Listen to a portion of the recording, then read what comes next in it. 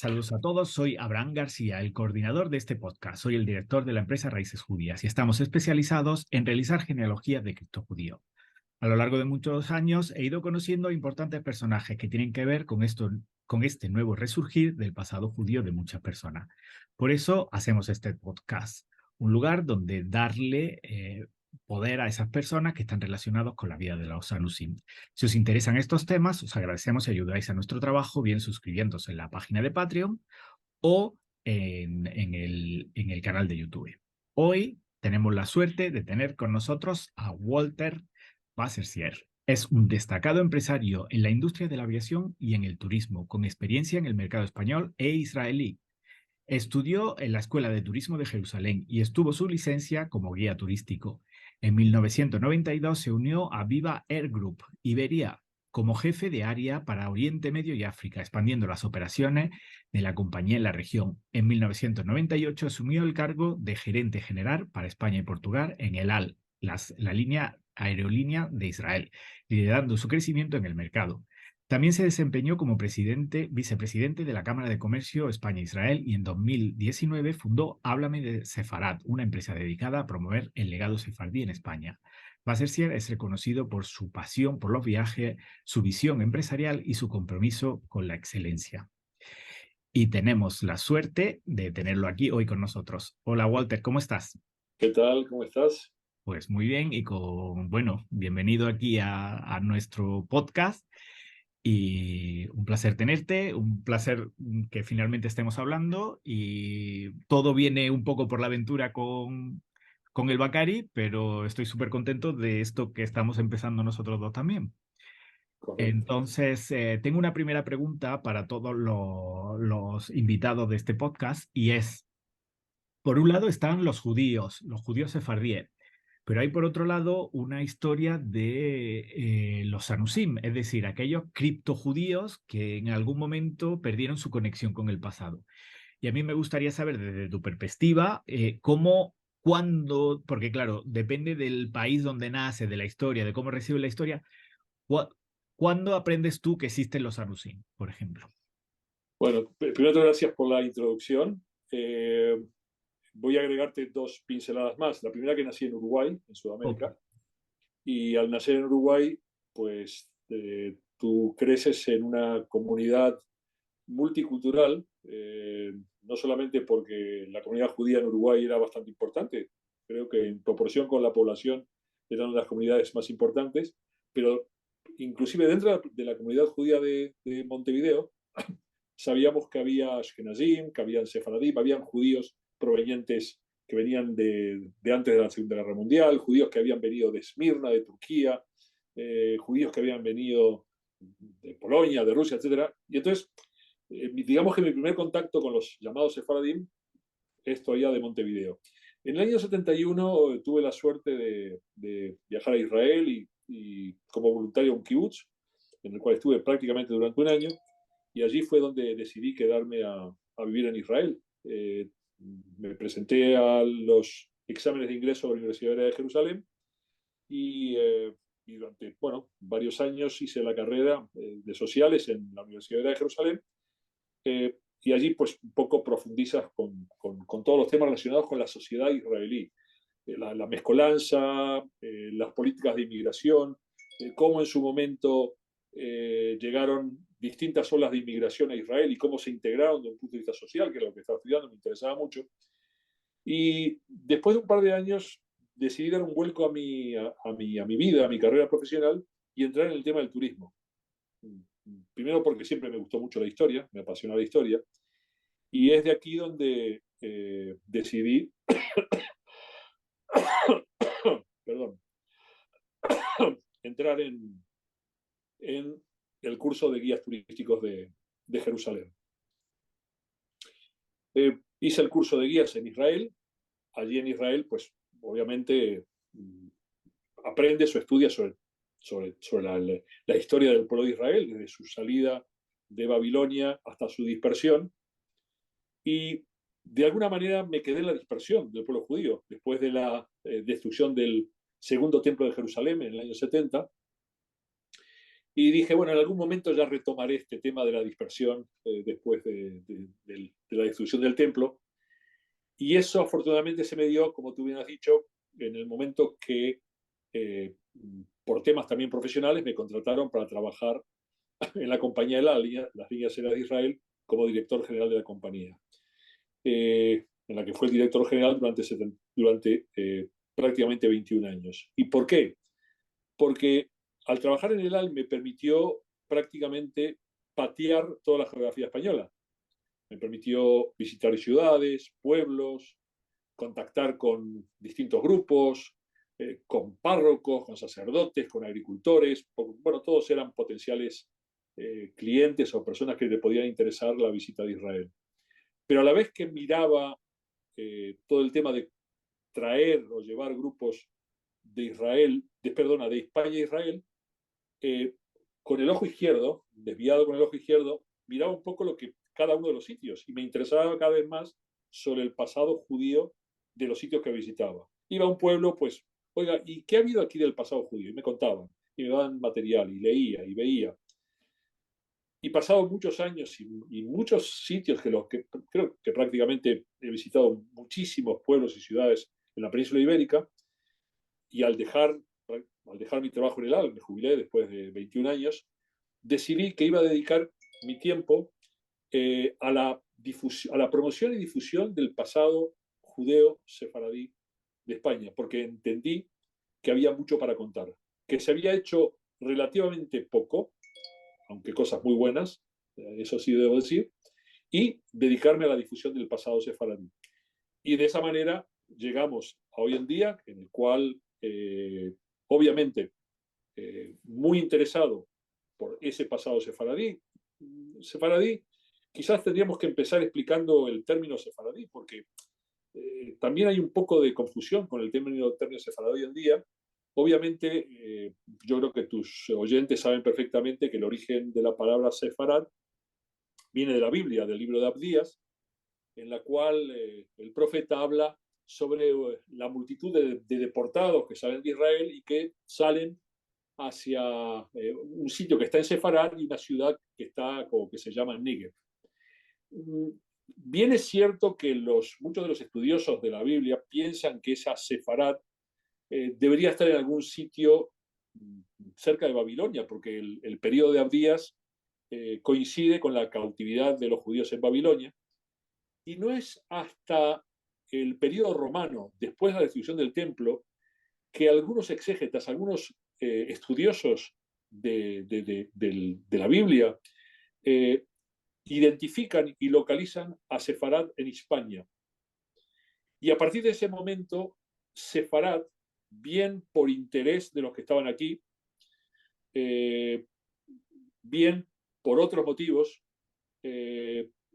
Sefarad se empieza a identificar con España y Portugal. Esto es muy, muy importante siempre recalcarlo, porque muchas veces, aunque se habla de Sefarad y se piensa en España, yo siempre, por lo menos cada vez que puedo hago esa colación de que Sefarad es España y Portugal, es la península ibérica, es el sitio al cual llegaron los primeros romanos con sus respectivas familias, con su ejército, y con ellos trajeron esclavos, gente que les ayudaba, gente que podía de alguna manera, o que podían de alguna manera aprovecharse de su conocimiento, y este es el caso de gente que seguramente salió exiliada de Jerusalén con motivo de la destrucción del templo, que fueron cautivos a Roma, como bien sabemos, y muchos de ellos llegaron a la península ibérica y muy posiblemente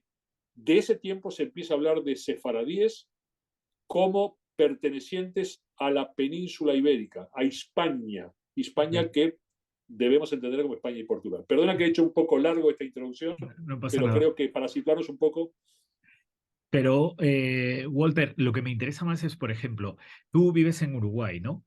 Por ejemplo, yo nací en España, ¿no? Yo no sabía que había judíos, prácticamente. O sea, no es que no supiese. Luego, cuando vas creciendo, ya sabes que hay Israel, que hay religiones distintas y están los judíos, ¿no?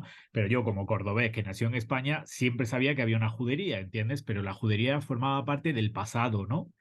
Pero lo que es más, lo que para mí fue todavía más sorprendente fue descubrir que había criptojudíos, ¿entiendes? El Exacto. concepto de que había judío. Entonces, esto es lo que me interesa un poco que, o sea, que retomes en dos puntos de la historia tuya personal. Cuando tú estabas en Uruguay, los criptojudíos, la historia de los criptojudíos era conocida en la comunidad judía, supongo, ¿no? Muy poco, muy ¿Ah, poco. Se sí? conocía muy poco se conocía a los judíos. Obviamente, solo aquellos que profundizaron en la historia de los sefaradíes llegaron A al encontrar. Ah, conocimiento del criptojudaísmo. ok, En general, digamos de donde yo provengo o del entorno de que yo provengo, lo que se conocía era de la historia de los sefaradíes. De los ok. criptojudíos se conocía muy poco. Estamos hablando de los Ah, años 60, de los años ok, 70, aunque parezca joven, Abraham, tengo algunos años. Entonces, en aquel momento desconocíamos el tema. Sí sabíamos, eso sí sabíamos, que se hablaba de que quizás los primeros que llegaron a las Américas en 1492 junto con Cristóbal Colón, posiblemente o eran judíos o descendientes de judíos. Era todo el conocimiento que teníamos en aquel entonces, por lo menos en mi caso. ok. Ok, y ahora quiero hacerte otra pregunta. Cuando vas por toda esa iglesia y por todos esos pueblos, ¿te encuentras con gente que dice, oye, yo, mi abuelo, sabemos que descendemos? ¿Esa historia te ha pasado? Supongo que te habrá pasado un montón Por de veces. supuesto, muchísimo, muchísimo. Ok. No te puedes, o sea, son incontables las cantidades de personas que en distintas circunstancias y por diferentes motivos me he encontrado aduciendo de que son seguramente descendientes de judíos, inclusive sacerdotes. Ya, eso también en otro momento podemos hablar. Pero eh, muy interesante, y damos un salto de cientos de años hasta el 31 de marzo de 1492, o inclusive un poco antes, porque cuando empiezan los primeros asaltos a juderías, finales del siglo XIV y tal, ya hay comunidades, algunas de ellas aljamas, otros de ellos pueblos normales y corrientes, en los cuales ya empieza a haber cierta inquietud en sus habitantes sobre cómo se están desarrollando los temas en las relaciones entre los cristianos y los judíos. Y bien es cierto que con el edicto de expulsión del 31 de marzo de 1492 se le da un deadline, se le da una fecha, un, un periodo de exactamente 3 meses para convertirse o abandonar el país. Ese dilema tan grande que comenzó bastante antes de la expulsión, porque ya se veía venir, la situación era francamente mala y hasta el último momento los judíos intentaron negociar con los reyes y con sus apoderados para ver la posibilidad de quedarse, cuando ya era definitivo y no tenían otra posibilidad que convertirse o irse. Digamos que oficialmente empieza, pues, ese dilema que tuvieron los judíos empieza a resolverse de las maneras que se resuelve. Es decir, me quedo y me convierto, me quedo y practico un judaísmo oculto esperando que no me descubran, me voy a, mayormente a Portugal, o me voy a Inglaterra, o me voy al norte de África, o me voy a Turquía, y allí sigo con mi vida judía, o me voy a Portugal y espero a ver si se le pasa la furia o la locura, entre comillas, a los reyes católicos. Y cuando en 1497 los reyes portugueses deciden también sobre la conversión forzosa de los judíos de Portugal, ya 5 años después, no tienen más remedios que nuevamente tomar la decisión. Muchos de ellos deciden dejar Portugal, ya está bien. Muchos de ellos se van a Marruecos, al norte de Marruecos. Muchos de ellos se van a Holanda, muchos de ellos se van a Inglaterra. Muchos de ellos se convierten entre comillas, o sea, porque es un bautismo, a diferencia de España, el rey de Portugal hace una conversión masiva, con lo cual muchos de los judíos tienen dos personalidades o dos nombres. El nombre portugués, el que adquirieron para mostrar de que frente a sus vecinos portugueses que son nuevos cristianos, y por detrás mantiene su nombre judío.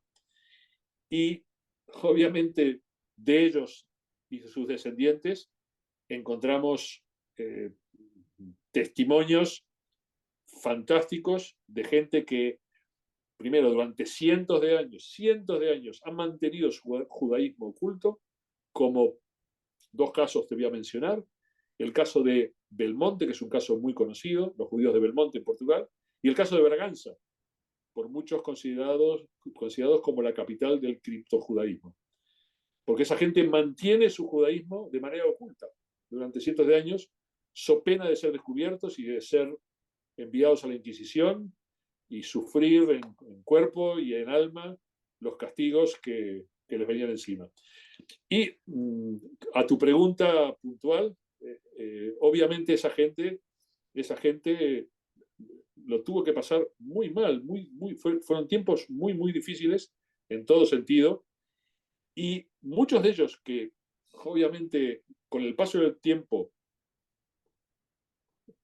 contrajeron matrimonios con no judíos, pero sus madres sobre todo, porque normalmente son las madres las que transmitieron estas costumbres, les transmitieron determinadas costumbres, determinadas tradiciones, determinadas cosas, y ha llegado hasta hoy en día con muchísima gente.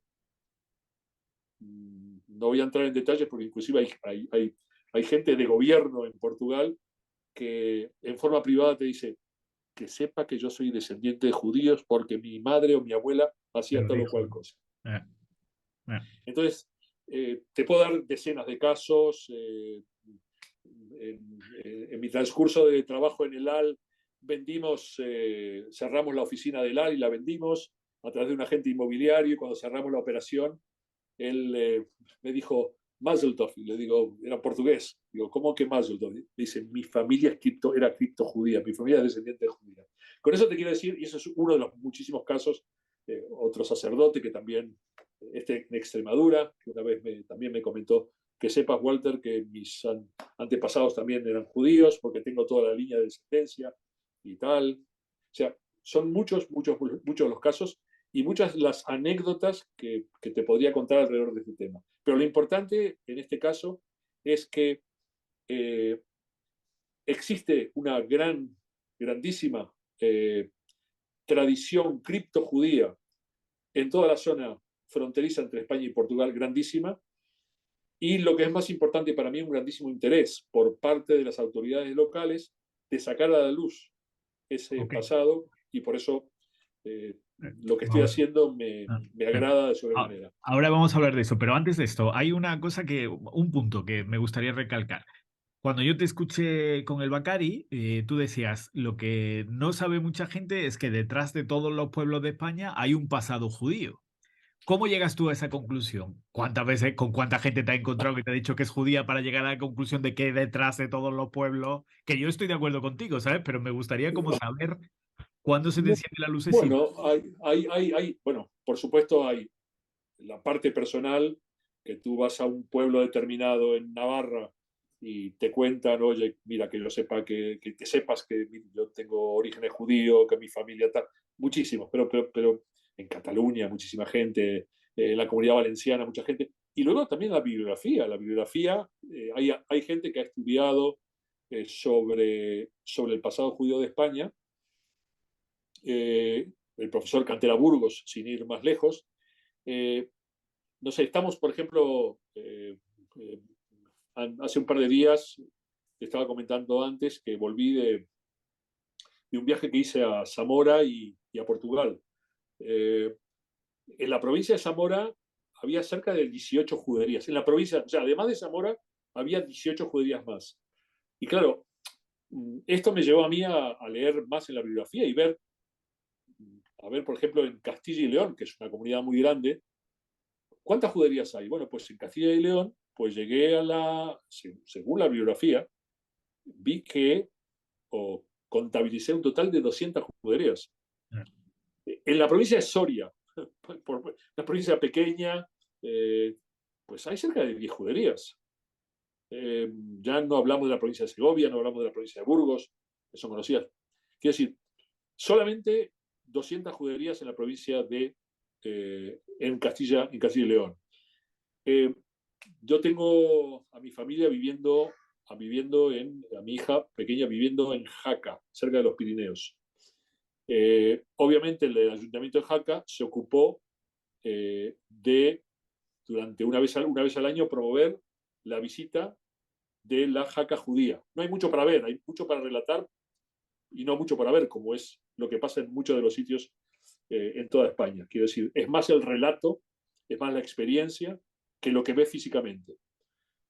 Pero eso me dio a mí para entender, oye, si Jaca tuvo vida judía, pues seguramente Huesca también, y por supuesto. Ah, Y luego vas a Aragón, y ah, en Aragón te encuentras con gente que te dice, oye, Walter, que seguramente yo soy de descendencia judía porque, mira, en mi casa, mi abuelo una vez me dijo, antes de fallecer, me dijo, oye, mira, ven aquí, que sepas que nosotros descendemos de judíos.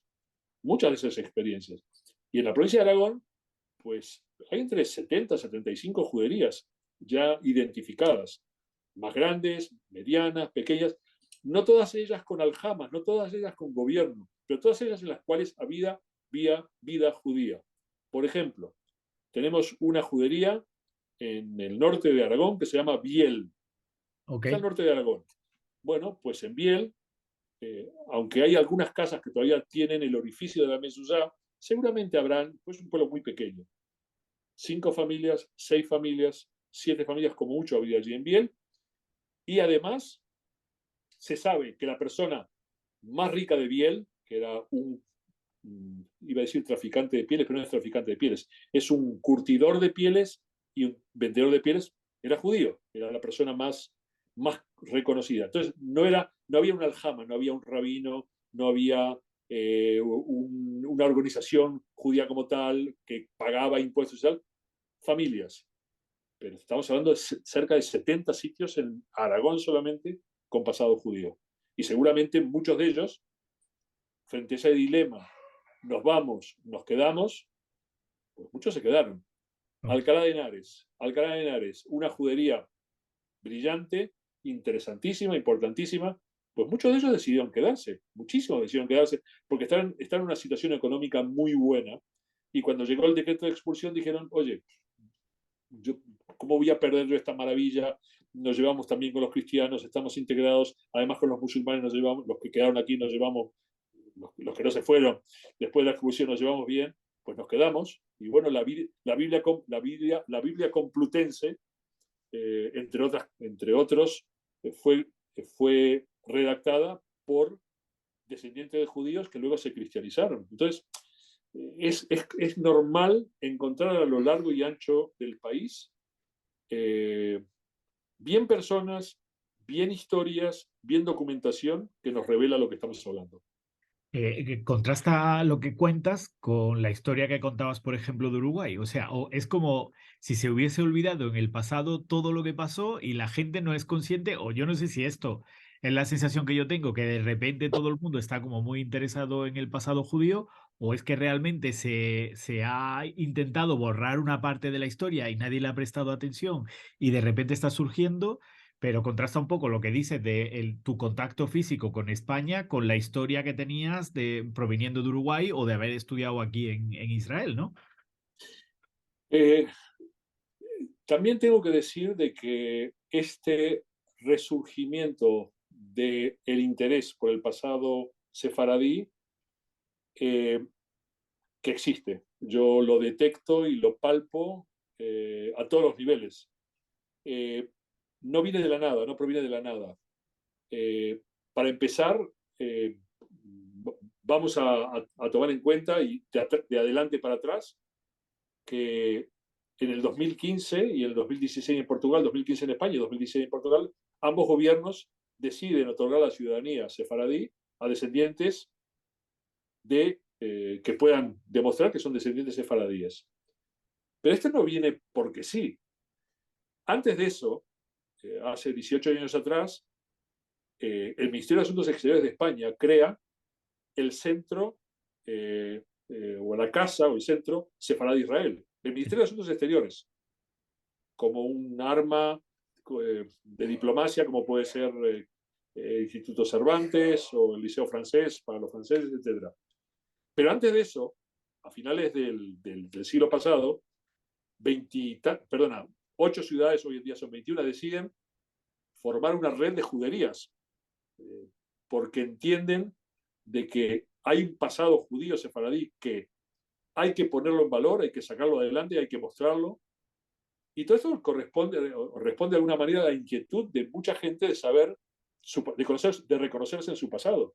Ok. Entonces, si hoy llegamos a que hay un gran interés por ese pasado sefaradí, por ese pasado judío, por conocer más sobre los criptojudíos, conocer más sobre esa gente que estuvo escondida o que mantuvo su religión escondida o que ahora dicen, oye, yo creo que desciendo de judíos. Además hay otra cosa más, y a eso vamos a agregar también la tecnología, y es todas las pruebas de ADN que se están haciendo.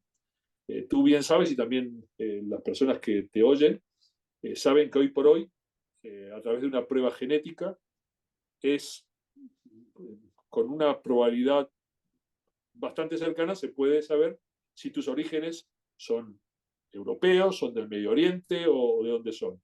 Y muchos de estos análisis genéticos pueden aportar sorpresas a la gente que lo hace, trayendo posibles orígenes. ¿Te Judíos o ríes? árabes o celtas, no, sí, me río. La prueba genética, o sea, todavía falta mucho para que sean 100% seguras, dan una indicación, ¿no? Pero, Dan pistas, dan pero lo pistas. que Estoy de acuerdo siento contigo. también es con la tecnología, como has dicho antes, que tenemos acceso a archivos que están online, que nos permiten registrar la información, que sabiendo dónde está buscando, que esto, bueno, está ayudando a mucha gente a encontrar muchas cosas que antes era imposible, porque antes sin el internet, pues o te ibas a la parroquia y tenías la posibilidad de llegar a la parroquia, pero ahora están los libros de la parroquia, están online, entonces solo hace falta saber dónde tienes que buscar y lo encuentras súper rápido yo qué sé, en una tarde que eches, te revisas el libro entero sin tener que salir del salón de tu casa, ¿no? Es Entonces, cierto. la tecnología ayuda mucho a eso.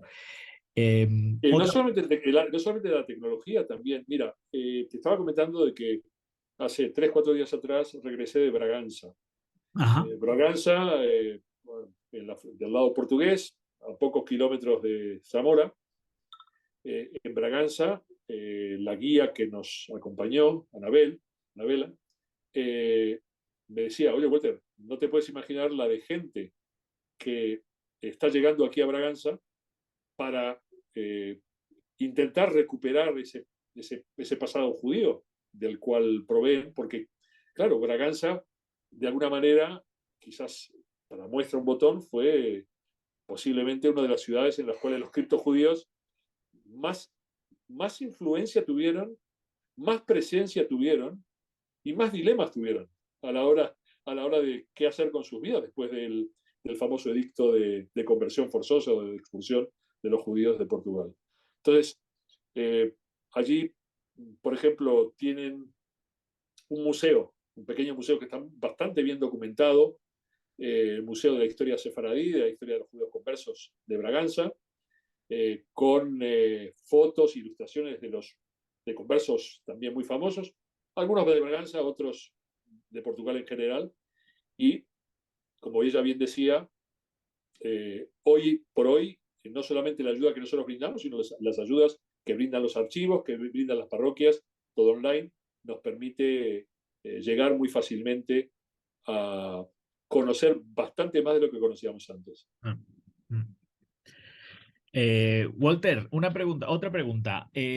Cuando he leído la biografía tuya, en 2019 tú fundas Háblame de Sefarad, ¿correcto? Y ahora mismo estás involucrado en Caminos con K de Sefarad.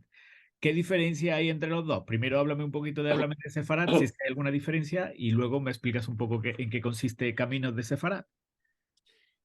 Habla de Sefarad, bueno, cuando dejé de trabajar para el AL, cuando me jubilé de la compañía, me jubilé también de mi vida laboral, junto con Sara Huchnovich, una reconocida profesional en el tema de la museística y de la difusión cultural, creamos Háblame Sefarad, porque ella tenía la misma inquietud que yo.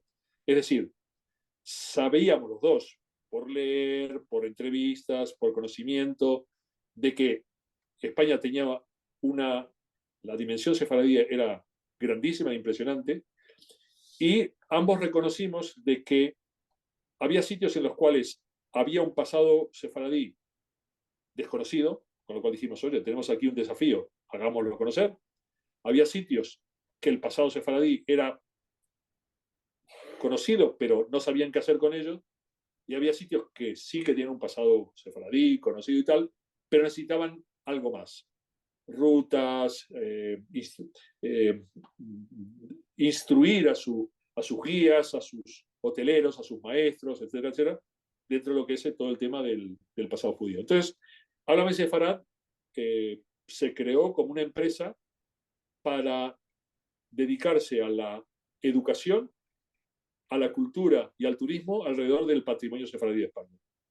Ok. Y con Háblame Sefarad, pues hemos prestado nuestros servicios a comunidades autónomas, a ayuntamientos, a pueblos, desde hacer seminarios en Aragón. Hemos hecho 3, 4 seminarios en distintos sitios de Aragón para dar a conocer a los locales su pasado sefaradí, a los locales su pasado sefaradí, y darles pistas, cómo desarrollarlo, qué hacer con ello, cómo seguir investigándolo, por dónde seguir investigando, cómo transformarlo en rutas que se puedan visitar, cómo hacer, qué hacer, qué es lo que no se debe hacer. En Alcalá de Henares, como he comentado antes, también hemos hecho un proyecto muy importante educativo para que colegios de la Comunidad de Madrid puedan visitar Alcalá de Henares y a través de esa visita conocer sobre el pasado judío de Alcalá de Henares. La zona de Extremadura, Tajo Internacional, hemos participado en el mes del patrimonio sefaradí de Tajo Internacional, dado charlas, dado conferencias, hecho talleres de comida sefaradí, de bailes, de danzas, de caligrafía. Hemos contado sobre el tema del tema artístico judío en general, por si a los vendedores de souvenirs se les podía ocurrir hacer cosas, gastronomía, talleres de gastronomía también, creo que he mencionado. En la Comunidad Valenciana hemos trabajado con el Ayuntamiento de Sagunto, también programas educativos, seminarios, visitas. Y uno de estos proyectos, o de las varias cosas que hemos hecho, es el proyecto Caminos, que si Ok. quieres entramos un poco más en detalle. Pues la pista, o sea, el sitio es tuyo para que nos cuentes un poco en qué consiste Caminos con K de Sefarad. Pues esto también tiene que ver con el tema de la expulsión de los judíos de España, en particular hacia Portugal. Volvemos al año 1492. Cuando analizamos el tema de 1492, ya visto desde varias perspectivas, porque, eh, por ejemplo, habíamos hecho un viaje anterior a La Rioja. Rioja, en la memoria colectiva está el tema del vino, ¿correcto? Pero a nadie se le ocurriría que había un vino judío en La Rioja. Y es una cosa que descubrimos, que en La Rioja no solamente había un vino judío de buenísima calidad antes de la expulsión de los judíos de España, sino que además, de buenísima calidad, porque además, por las reglas kosher, no tenía todos los productos aditivos que le ponían al otro vino. Con lo cual, era un vino muy bien pagado, muy bien cotizado, que en principio solamente se podía vender a los judíos, pero que las comunidades judías se las apañaron para poder vender de alguna manera a los no judíos. Pero entonces vino el tema de 1492, los judíos tuvieron que salir de La Rioja, de Haro, de Logroño, de otras localidades de La Rioja, y nos interesó saber a dónde se iban. Y cuando empezamos a ver todo este fenómeno de a dónde se iban, con todos estos dilemas que tenían, ¿qué hacemos? ¿Nos quedamos? ¿Nos vamos? ¿Vendemos nuestras propiedades? ¿No las vendemos? ¿Dejamos a alguien que se ocupe? ¿No dejamos a alguien? Empezamos a ver, ¿y a dónde se fueron principalmente? Y llegamos a la conclusión conclusión basada en bibliografía, obviamente, que donde más se fueron fue a Portugal. ¿Por qué a Portugal? No fue el único destino donde se fueron. Fueron a muchos otros sitios. Los que tenían dinero, obviamente, cogían un barco. Hubieron barcos desde Galicia hasta Londres, hubieron barcos desde Sagunto hasta Italia o hasta Turquía, hubieron barcos desde el sur de España a Cartagena, también salieron, o de Tarragona, también salieron hacia el norte de África, Túnez, Marruecos sobre todo. pero la mayoría fueron a Portugal. Y hay documentación sobre los puntos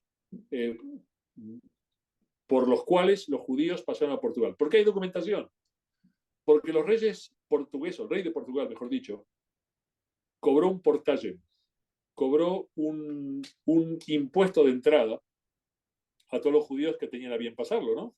Normalmente los que pagaban ese portaje eran los que venían con el carromato, con todas sus cosas, las que le dejaban sacar, no se podía sacar ni armas, ni oro, ni plata, pero bueno, las pocas pertenencias que podían sacar, las sacaron, y tenemos documentación por los documentos portugueses de cuántos judíos pagaron ese portaje, Okay. ese impuesto de entrada de 7, 8 maravedíes, no recuerdo en este momento cuánto era exactamente,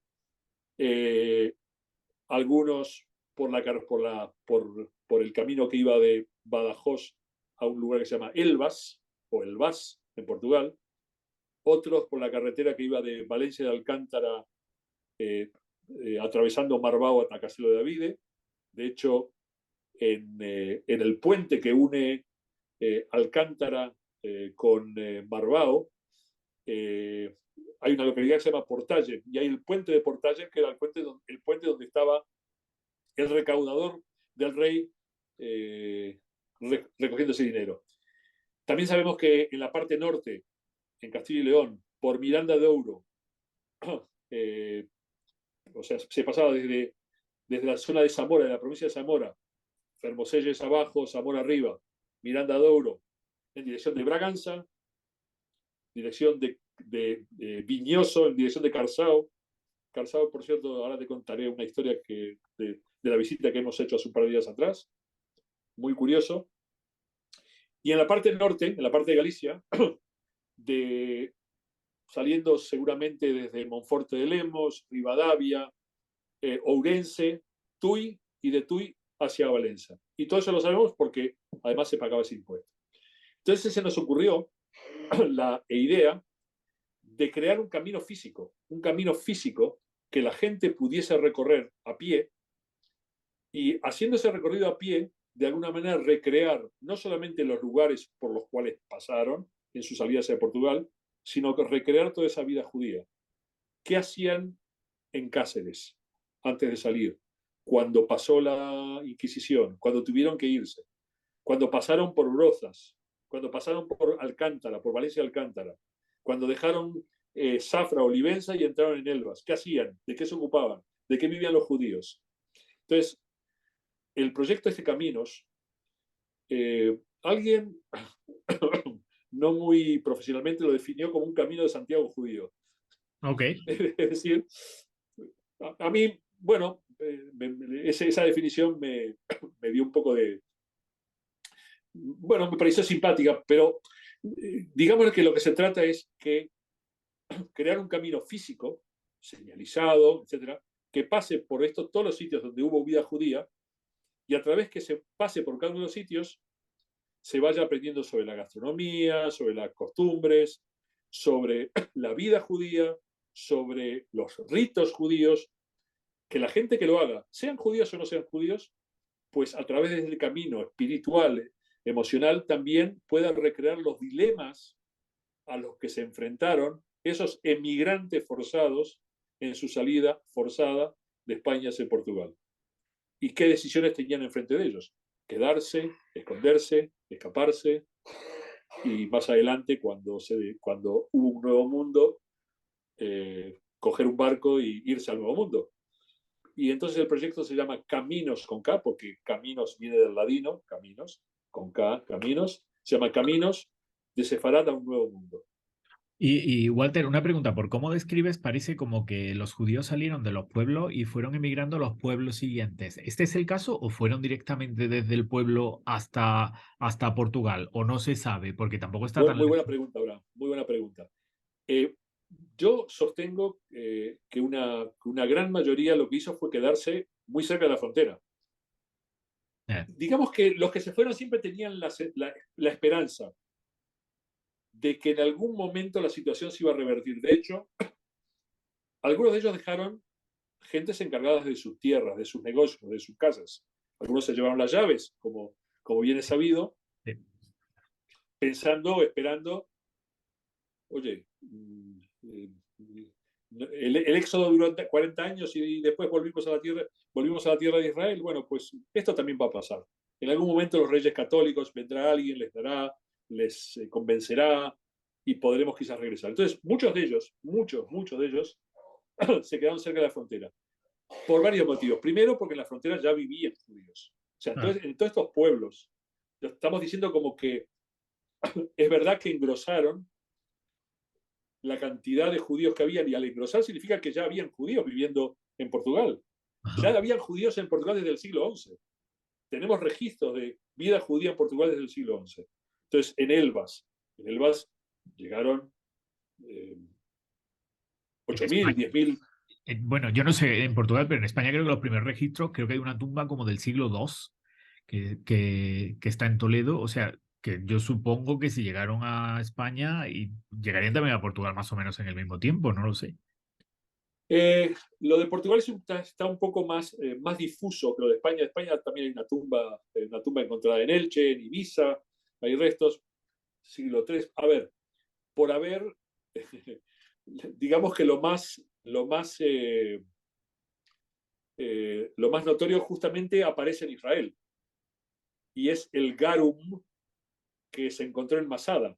El Ah, garum era una especie de condimento kosher que se producía en Gades, en Cádiz.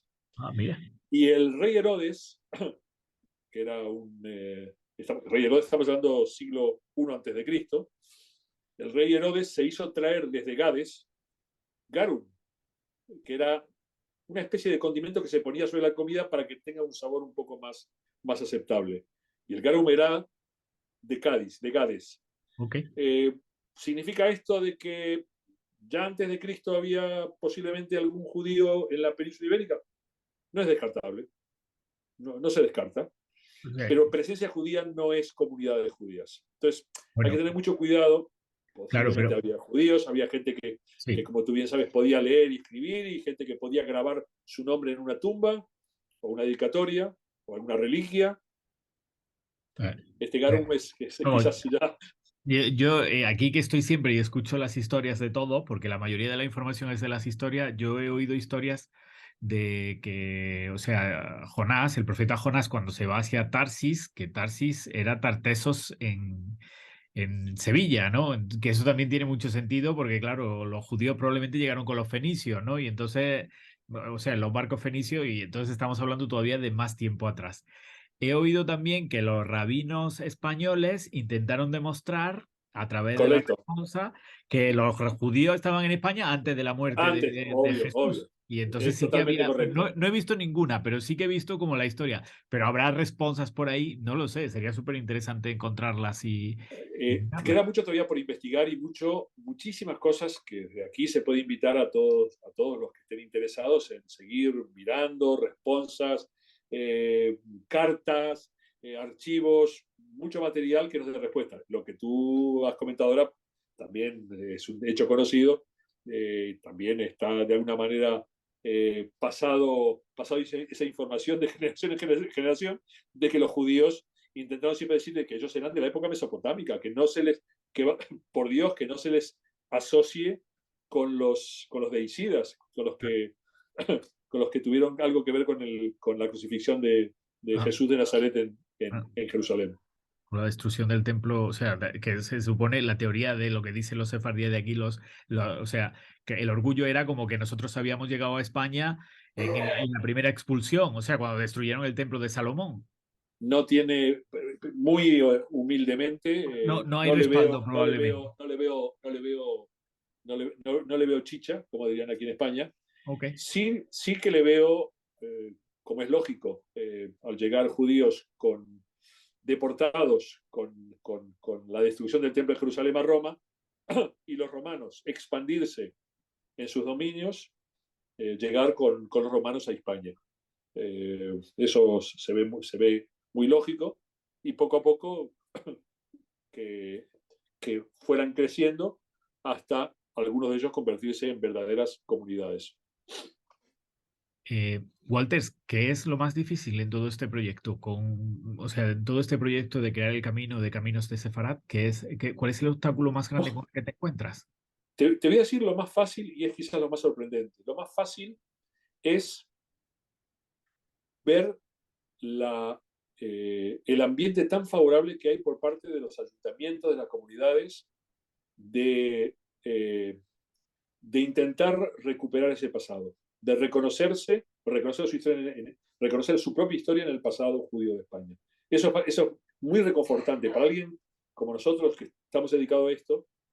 No tenemos que convencer a la gente, no tenemos que convencer a los políticos, no tenemos que convencer a los concejales de turismo, no tenemos que convencer eh, porque realmente encontramos, salvando casos muy puntuales, hay un ambiente muy filo sefaradí, muy recuperemos esa historia, son parte nuestra, son parte de nuestra historia. Si entendemos nuestra historia, nos entendemos a nosotros mismos. Lo más difícil es presupuestos, es conseguir los presupuestos. Eso es lo difícil, los Oh, presupuestos necesarios. ok. Entonces, bueno, estamos en una batalla conseguir, por luchar contra otros proyectos igual de interesantes en otras categorías, ¿verdad? Creo que dentro de lo que son los proyectos para difusión y promoción del pasado sefaradí, el nuestro quizás, en España creo que somos uno de los pocos y si me permites la humildad, pues quizás el más puntero. Ok. Hoy por hoy en España él habla de sefarad. Eh, Walter, una cosa más. Mira, cuando yo te escuché hablar sobre, o sea, buscar el pasado judío de los pueblos y eso, me interesó mucho porque siempre yo también soy de la idea, a través de la genealogía, sobre todo, que yo lo que trabajo son archivos históricos de la familia, ¿no? De los casamientos, nacimientos y tal. Estoy casi seguro de que hubo presencia judía en todos los pueblos de España, ¿no? Entonces, yo cuando te oí, se me ocurrió la idea la siguiente que voy a lanzarla ahora, ¿no? O sea, tú imagínate que a mí, por ejemplo, el estudiar el pasado de un pueblo me interesa desde el punto de vista de que es un muy buen ejemplo para una persona que hace su genealogía y acaba en un sitio donde no hay más nadie. Entonces tiene como que trabajar y documentar ese pueblo, ¿no? Entonces, como a modo de ejercicio para los oyentes del canal, sobre todo, que están muy interesados en su pasado judío, se me ocurrió la idea de que a lo mejor podías lanzar el nombre de un pueblo, yo qué sé, y nosotros en comunidad, ya explicaré en otro vídeo cómo lo vamos a hacer, ¿no? A través de los oyentes del canal de YouTube sobre todo y de los oyentes del podcast, ¿no? Pues intentaríamos con un poco de tiempo, ¿no? Y bueno, al menos necesitamos 2, 3 meses o un poco más, ¿no? No sé hasta cuándo, ¿no? Pero nos gustaría, pues a lo mejor poder contribuir a que nos des un pueblo y yo lo uso como ejemplo también de cómo documentar el pasado judío de un pueblo, ¿no? Y a ti te puede servir, pues a lo mejor como para tener una referencia histórica de que está ese pueblo. Si escogiéramos un pueblo, ¿qué pueblo sugieres? Me lo estás poniendo dificilísimo. Sí, ¿no? Pues estamos hablando de cientos de jueces. Bueno, quizás que se pudiese colaborar con el proyecto Caminos. En este momento el proyecto Caminos se está focalizando en una de las rutas, que es la que va desde Cáceres hasta Castelo de Alvide. Si alguien de tus oyentes mira el mapa, ve que entre Cáceres y Castelo de Alvide pues puede haber unos 120, 130 kilómetros exactamente, no los tengo calculados, pero sí la ruta a pie que queremos hacer, que posiblemente dure una semana, de 7 Ok. días, 8 días, dependiendo de cómo caminen, pasa por pueblos tan significativos. Bueno, Cáceres no hace falta porque Cáceres es una ciudad bastante potente, forma parte de la red de judería, está muy trabajada. La ruta pasa por Arroyo de la Luz, Brozas, un pueblo que se llama Brozas, y a continuación, y antes de cruzar por a la frontera portuguesa, hay un pueblo que es muy simpático y está muy bien. Además, tiene un pequeño centro de interpretación de la cultura judía que se llama Valencia de Alcántara. Valencia con V. Valencia con V, como Valencia en el Levante, Valencia de Alcántara. Ok. Es un pueblo muy majo, es un pueblo muy bonito, es un pueblo que en alguna el pueblo como tal guarda mucho la fisonomía de lo que podía haber sido en la época medieval. Obviamente hay construcciones que no son de esa época, la mayoría, ¿no? Pero es un pueblo en el cual yo, por lo menos, siento el pasado judío. O sea, es como cuando vamos al Kotel, al Muro de las Lamentaciones, hablamos de la Shekhinah, Ok, de es la decir, de la vecindad, presencia divina, la ¿no? presencia divina. Aquí no es la presencia divina, pero La presencia judía, ¿no? la presencia judía se Huele a hace judío. sentir. Exacto. Entonces, es un pueblo que, si tengo que elegir así a bote pronto algo ya, Ok. eh, diría que Valencia de Alcántara. Bueno, pues yo te voy a aceptar el reto, ¿vale? Ya pensaré en otro vídeo cómo organizarlo y lanzárselo a los oyentes, a lo mejor con un encuentro en directo o algo, ¿no? Y bueno, pues estamos en contacto y te voy a ir dando o sea, o volverás a escuchar de nosotros, ¿vale? Con el Muy progreso que bien. vamos haciendo y se me ocurren, bueno, pues mil millones de cosas, porque quién sabe a dónde nos puede llevar la aventura esta, ¿sabes? Si Pues, acabaremos visitando nosotros también o con alguno de los oyentes el pueblo este de Valencia de Alcántara. Walter, antes de terminar, ¿hay algo más que quieras añadir? Eh, no, sorpresas una detrás de la otra, lo que realmente es sorpresas súper agradables que estamos viendo. Esta iniciativa que tú haces prospera, pues me encantaría proponerte algún pueblo en Portugal también, Ok, con pasado judío, que también lo podemos hacer, muy interesante. Animarte a ti a seguir adelante con esto. ok. Creo que estás haciendo una labor muy buena y bueno, y más adelante, no sé, animaremos quizás a la gente a que nos acompañe a hacer el camino con K. Una cosa, Walter, quería preguntarte antes. A veces, cuando terminamos la genealogía, las personas están muy interesadas en hacer no una ruta general, sino una ruta específica visitando los pueblos y a veces necesitamos pues que esa familia coma comida kasher o tú haces esta clase de trabajo si... No.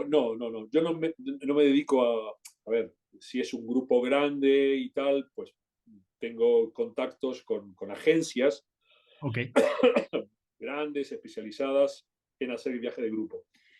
Eh, Puedo referirlas a cualquiera de estas agencias.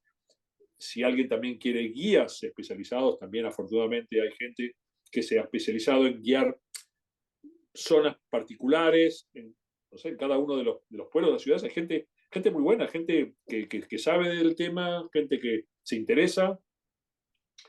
En la propia Brosas o Valencia de Alcántara en su momento pues había gente local que me llevó a mí a visitar el tema y realmente son gente saben de esto y saben muchísimo. En cuanto a la comida kasher, eh, afortunadamente en las ciudades principales, Madrid, Barcelona y Málaga, por decir de alguna manera, inclusive hasta Valencia, hay sitios donde uno se puede proveer de comida kosher para el viaje y también comer en restaurantes kosher. En el resto de sitios es bastante más difícil, ok. bastante más difícil. Todavía, y esa es no es una lucha, pero es algo que estamos intentando concientizar cuando hacemos seminarios y damos charlas sobre el pasado judío, también hablamos sobre el tema kosher. Ah, De qué manera recibir a turistas que mantienen los preceptos de la comida kosher. Entonces, estamos dando soluciones, cómo hacer, y creo que poco a poco lo vamos a lograr.